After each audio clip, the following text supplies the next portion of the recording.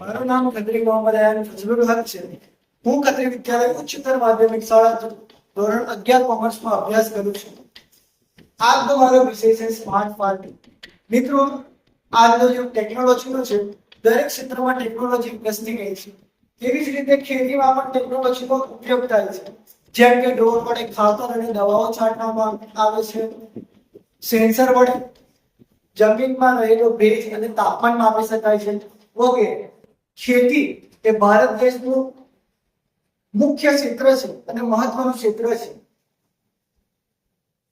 આજે ભારત દેશની 70% લોકો ખેતી પર જ નભે છે. તેથી આજે હું ખેતીનું વધુને વધુ ઉત્પાદન થાય અને વધુને વધુ વિકાસ થાય તે માટે મારા વિચારો રજૂ કરું છું. સ્માર્ટ ફાર્મિંગ એ માત્ર ખેતી સુધી સીમિત નથી. તેમાં અન્ય આનુષંગિક ખેતી પણ કરી શકાય છે, જેમ કે પશુપાલન છે, મરઘા ઉછેર, ઘેટા બકરા ઉછેર, માછલી ઉછેર, પીગ ફાર્મિંગ વગેરે ખેતીનો પણ આપણે કરી શકીએ છીએ. ખેતીની સાથે સાથે પશુપાલનમાંથી આપણે વધુમાં વધુ દૂધનું ઉત્પાદન કરી શકીએ છીએ અને વધુમાં વધુ દૈનિક આવક પ્રાપ્ત કરી શકીએ છીએ. અને દૂધનું ઉત્પાદન કર્યું છે તેમાંથી વિવિધ પ્રકારની પ્રોડક્ટ બનાવીને આપણે એને વેચી શકીએ છીએ.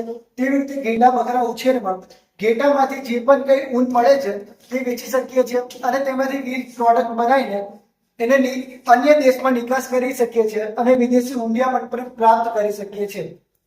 વધુમાં પશુપાલન અને ઘેટા બકરા ઉછેરની સાથે સાથે આપણે મરઘા ઉછેર પણ કરી શકીએ છીએ, જેમાં મરઘીના ઈંડા વેચીને આપણે આવક પ્રાપ્ત કરી શકીએ છીએ.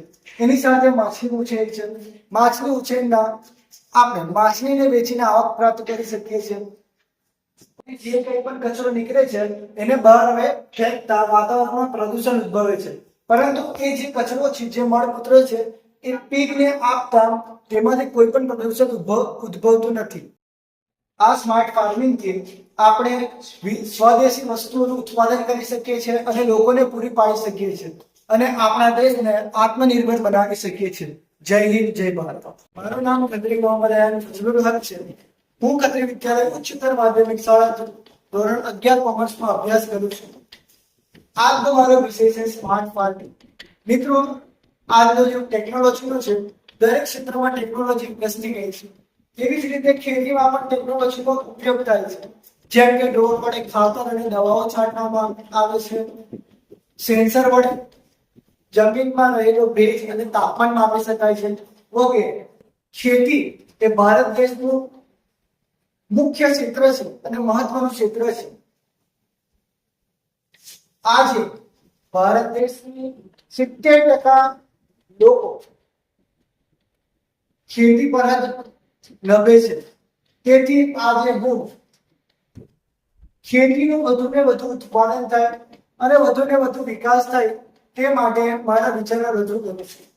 સ્માર્ટ ફાર્મિંગ એ માત્ર ખેતી સુધી સીમિત નથી.